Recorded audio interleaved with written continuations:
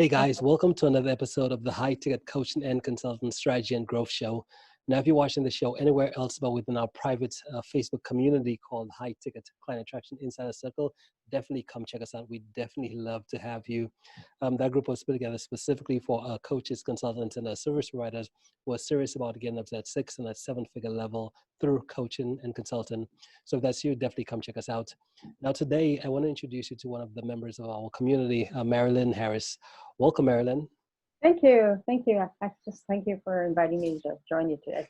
Awesome. You're welcome. So tell us, what do you do? I'm a personal coach and I help people be more happier, joyful, and kinder. Mm-hmm. Yeah. So what got you down? What got you started on this path? Oh, it's a long story, but how I got into kindness a lot is this: I had a spiritual awakening, or some people want to just hear the marketing story. So I just got the idea of promoting kindness in business. So that's how I got started. And I started by introducing kindness to businesses by doing conferences and, public speaking, things like that. And then that's how I got into kindness. And then from there, I've always been doing business coaching. And then I decided one day that I'm just going to do more personal coaching, because what I experience is that when people aren't kind enough to themselves or self-care for themselves, they show up in the workplace that they're not kind or caring to their coworkers because they can't even be kind to themselves. So that's why I decided that personal coaching is a better fit for me right now. Mm-hmm.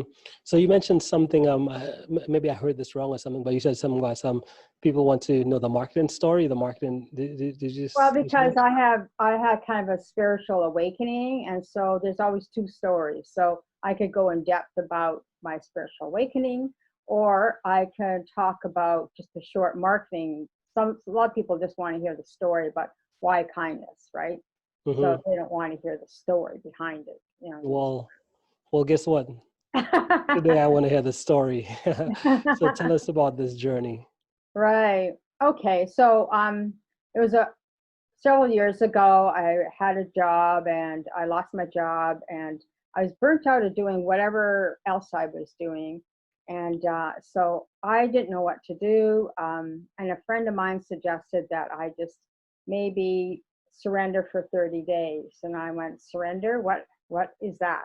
And so I ended up, basically surrendering. I just walk around the house for 30 days and surrender. And I would be calling her like 2 or 3 times a day. I don't think I can keep doing this.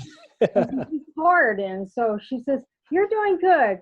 Call me back when you need to call somebody, And so I just did that for 30 days. I would go for walks outside, just walk around the house, meditate, read, not watch TV or anything, just surrender. And so that's kind of what I did. And then so hang on. So you said you surrendered for 30 days. So that was after you lost your job, right? Yeah, for 30 days, she suggested that for 30 days, I just surrender and let go, let the universe or God source, whatever you want to call it, to support me. And I'm going like, I don't know if I could do this, because, when we're working for ourselves or working for somebody else, we're under pressure all the time to do. And at that time, I was a doing being, like an everybody battery. I wasn't really conscious of who I was and what was going on with me, like it's an inside job. So I just ended up surrendering, like I said, just pacing the floors, meditating, reading, trying to keep my mind occupied, but just surrendering it, just letting everything go. And I let go of all the worries, all the tensions, all the stress, let it all go, because it was really none of my control anyway. So just let it go. So I did that for 30 days. And like I said, I had a friend, I would call her because she was the one that suggested me doing this. And I would call her and I said, I don't know if I can do this anymore. This is hard, it's painful. She's, you're doing good. Just chill out, take some deep breaths and keep going. So near the end of the 30 days, I said, okay, God, I've been surrendering here and I don't know if I can keep doing this anymore. And please tell me what you want me to do. Anything, just that I just got to get out of this space. And I just, heard a voice saying kindness. And I went, kindness? What the hell is that? And then it was like kindness conference or something like that. And I'm going like, what? I said, what is that? And never mind, never mind. I said I would do anything. So that's just kind of how it happened. So that's how I started my company, Hard at Work. I produced 2 kindness conferences, one in 2001 and 2001. And for a way to introduce kindness in the workplace. So I would bring in speakers that used kindness in their business already, and they were all very successful. And so what I found is there was a lot of nonprofits who would implement more kindness because they wanted to create a better culture, because they couldn't offer the money, but they could offer a better culture. And then the IT companies already kind of knew that they had to do something in order for them. So most IT companies already implemented some sort of kindness program. And then the rest of the population in business, it was just sort of like, well, what's kindness got to do with business? And I said, really? So, so there was a lot of pushback, when I was first starting out doing that. And then I started doing Kindness Hero Awards. I did that from 2000 until 2015. So, just having the community nominate who they felt that was, extraordinarily kind or just kind, that, did some kind deeds that they appreciate. Mm-hmm. Awesome. So that's my story. Yeah. So with those 30 days where you were just pacing, because you said you had just got fired, right? So were you in a place to where your bills and everything was still paid because you were like, you had some background? It wasn't just like you were in a situation. I only had the last 30 days where I was living, and then I had to find a new place to live. So my rent was paid for that month. And I was able to pay my bills, but I was just like it was the last 30 days. What am I going to do for the next 30 days? And when you're burnout or stressed out or emotionally bankrupt, it's very hard just to pick up and keep trying to do, because obviously whatever I've been doing wasn't working. So try something different. So that's what I did different. Yeah. So how did it work out for you on the financial realm of things? After the 30 days, did you get any breakthroughs? I know you said the kindness came to you.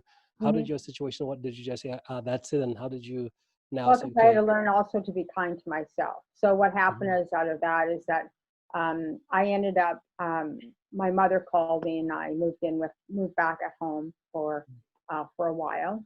And then more jobs started coming to me and stuff like that. So it was just learning about being kinder to myself. And once I did that, then more opportunities came to me. Right. So I ended up moving out of the area I was in and moving somewhere else. And then from there, I was just more opportunities came. And I had to learn how to be, not that I wasn't self-reliant or resilient, but I had to learn just to pace myself and not be the doing buddy, because the doing buddy wasn't getting me anywhere.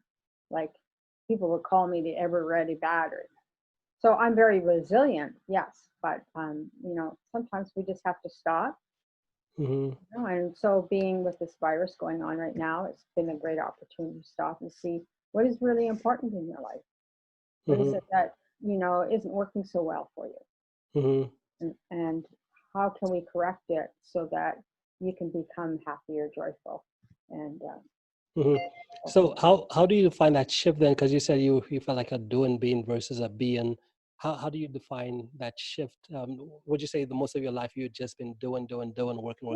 Yeah. I was brought up to be, always doing for others, not yourself, and although I'm sure my parents thought that was the best thing to do, but growing up always, and I'm still working on it, learning just to say, okay, just be kinder to yourself. You don't have to rush around and do this and do that all the time. Sometimes you just have to take a break and say, I don't have time for doing this right now. Or I don't have time to go mentor a group of people right now. I just need to take time for me.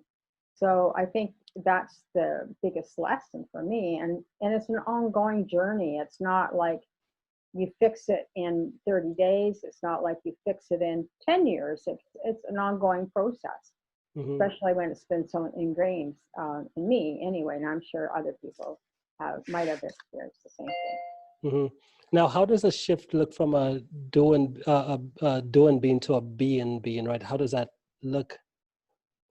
Well, for me, I just, I've always meditated, so I was just would learn how to meditate, sit quietly, rest, read. Um, if friends wanted to go for coffee, I would go. I wouldn't say I can't go because I got work to do. So it's a learning program, and everybody is different. Sometimes, if it's really uh, it's an interrupter in your life. Maybe kindness is I kind of say, is kindness really an interrupter or just disruptor, or is it an equalizer? So part of being kind to ourselves, and like you're addressing your question, is that we have to stop and think, what would bring me more happiness? What would bring me more kindness? Because what's going to do it for me is not going to necessarily do it for somebody else. So like you were saying, it takes time. It's not something you do it overnight and that's it, you're done. Mm-hmm. Okay, Yeah. so it's kind of like an ongoing process. So I'm getting from you, and let me know if I'm wrong, but you're ultimately saying, in terms of the being, it's more based on, we have certain set ways, right? So we all Right. live our lives there's just a certain pattern, whether we're just doing, but then there comes a point to where that doing only gets us so far and it just stops working. So now we have to explore and allow new, different things, different perspectives, different people, different opportunities to come to us, and not, when they come to us, not say, oh no, that's not the thing for me, let me go do what I've always done. It's more going down, okay, let's go explore this path. Is that about right? Right, right. And be open, because sometimes it may not fit for us. We may not feel it, but just be open to the idea and just be willing to explore it, even though it may not. Because we're always. I think most of the time we'll always will say no to everything, because that's what we've always done. No, no, no. And now we have to learn how to say yes. Mm-hmm. Say yes, yes, yes. Yeah. Now, what about skills wise? What I heard you mention before we started, like hypnosis and all these different things. What skills do you have under your belt? What skills do I want? I'm sorry. Have under your belt as far as skills, things you've mastered or you've practiced. Oh, well, I've when that situation happened, had already been doing a lot of business coaching with startups. So I had a lots of, I have a marketing degree, so I've been able to help people do their marketing strategies and do all that stuff. So I've got that background, and then from there, I'm always interested in new jobs. Even though it's way from whatever I've always done, I just go do them. I want to go explore that job for a while. And so because then I get to learn something new from that, right? It's a new experience. And I can say I liked it or didn't like it. So, I've done lots of different jobs. And so from every job, I've learned different skills, and one of the things I still do is I still mentor people. I still, if they need help, guide them, direct them. Um, and so with coaching, it's really just guiding people to, you already know the answer, especially on a personal level, you know what your answer is, but I'm just guiding you. So my skill set for that would be just guiding, listening, have empathy, see where they're at, and ask them how I can support them. Mm-hmm. If I can support them and where they are, then it's easier for them to grow and explore and be willing to change. But if I just have my own program in place that I'm going to sell you this, I'm going to sell you that, then you're based it on a fear-based rather than an acceptance. And kind of went on tangent there, but yeah. Yeah. Did you say you practice hypnosis as well too? Yeah, I do. So what happens when people want to explore something that's not working so well in their life? They'll come to me and we'll do a session, maybe two, and then that's it. And then if they still want to continue to work with me, then we can continue on doing coaching together. But they're two separate entities. One doesn't override the other one. Mm-hmm. Yeah. Awesome. Love it. So in terms of let me see, with your clients, so you said in terms of with what you do with what do you see as your purpose currently at the moment? My purpose is really just to make a difference. So I work with heart-centered entrepreneurs who really want to explore releasing and letting go what isn't so working for them, and also for more growth, higher growth in their business at a personal level and then in a business level. Mm-hmm. Yeah. Okay, good. And you said the approach is kindness, right? Mm-hmm. Somebody said to me, they asked me what I was doing, and I said, well, I'm doing hypnosis now. And they go, oh, you can hypnotize people to be kind. And I kind of laughed it off, and I thought that was funny. But then, I'm thinking, well, maybe it's not so bad. I can hypnotize people to be kinder. Mhm. Yeah, when you have the skills, you could use it, right? Love it, love it. So next question becomes, in terms of the type of individuals, because you said with your coaching right now, did you say it was mostly geared towards individuals or corporations, businesses? More personal, Mm-hmm. heart-centered entrepreneurs. Mm-hmm. Yeah. Okay. Now, where would someone be at in their life to say, huh, I need MariLyn's services? What would they need to be at? They would need to know that, like, for example, they're already always distracted, they're not getting anything done, or they're not focused, or they're procrastinating, or just they know that there's something wrong, but they don't really know what it is. And so, what I do with them is just do an initial phone call and just see where they're at, and kind of dig into them. Like, what is it that you think that's stopping you? And it might be just simple things, like I had a guy who was a sales guy, and he had to pick up the phone and make those calls, and he just said he couldn't make it pick up that phone. And I says, well, why not? And he says, I don't know, I just, I'm working with a coach and he can't get me to pick up that phone. And I said, okay. So I just, took him back, in history, which was only about 6 months ago, that I guess apparently he had a fight with his girlfriend, and she broke his phone, and all this other emotional stuff are tied up into that phone. So we were able to release it. And after that, he was able to make a sales call. So sometimes it's just really something that simple, and sometimes it might be a bigger thing where we actually go back into your childhood and see why you were experiencing this. Mm-hmm. So a question I have for you, right? So, because I've realized I've done a lot of that type of work. First of all, I try to do it myself, but then I realized, okay, it's better to have someone else who's really skilled to kind of help Yeah, you yeah, go through the process, right? yeah. Um, so what do you believe? Do you believe that there's things that kind of, based on stuff that happened in our past, that blocks us from being able to achieve success, achieve change, achieve those things, and unless those things get addressed, we can't move forward? Do you believe that? Yeah, You do? yeah. Mm-hmm. Because we can keep working hard and hard and hard and keep struggling, but eventually, there's a reason, there's things happening in your life that you can't move forward, and you keep struggling. Why keep doing that when there's an easy solution to fix it, and then you can move on? Mm-hmm. For example, there was a gal I worked with. Um, I'm not a hoarder, I'm not a messy person, but I just have stacks of paper everywhere. And I know where everything is, but I have to find 2 or 3 pieces of paper.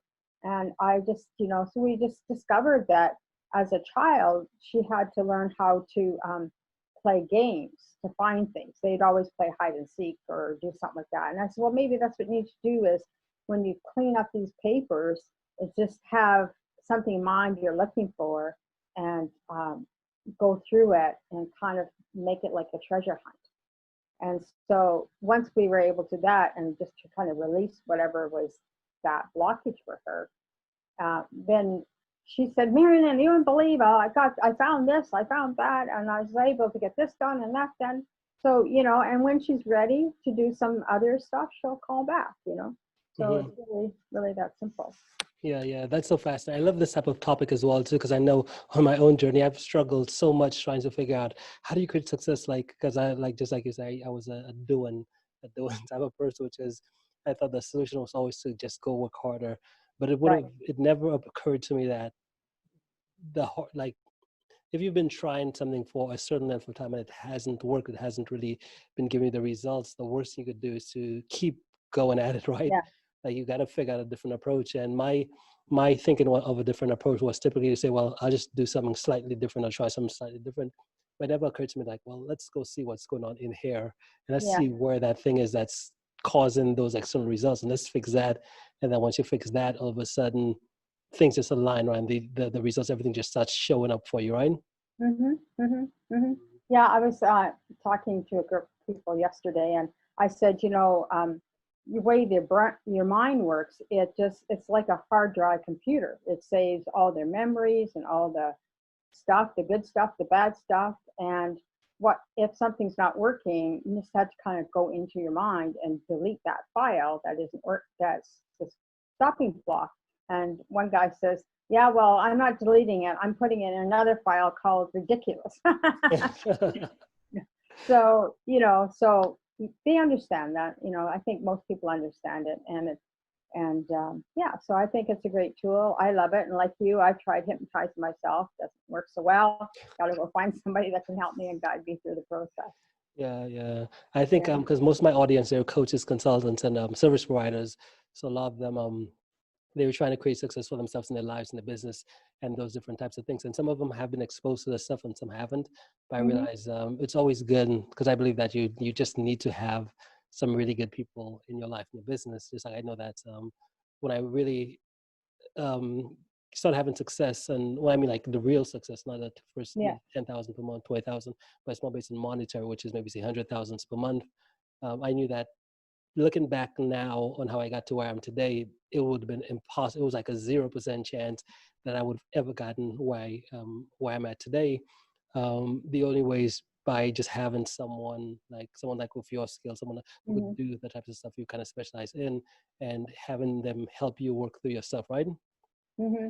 Mm-hmm. Mm, Yeah, because I think most of us aren't. You're really salespeople. We're not really all these other people. So, what can we do? What's the blockage? Why can't we do the sales calls? Why can't we? And we don't really call it sales calls anymore, but have a breakthrough through getting more sales. Sometimes there's a blockage there. mhm. Yeah. Awesome. So let me ask you this: what, based on everything you've been through your entire life, if you had to sum it up today, how would you sum it up today?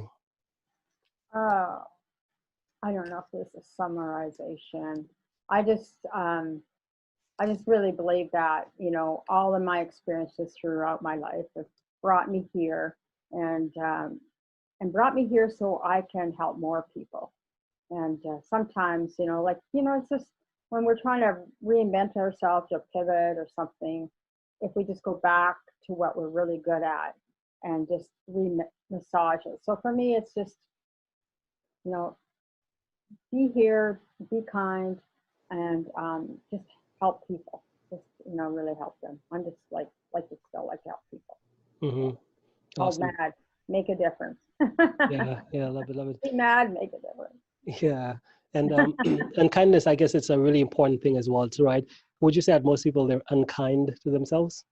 It's interesting. I would say large percentage of people are unkind to themselves. Like, um, simple things like getting out for an exercise routine. It doesn't have to be going to the gym and go rah, rah, rah. It could be just getting out for a daily walk for 20 minutes or, whatever you can do for yourself that you enjoy to do, kind of thing. Hmm.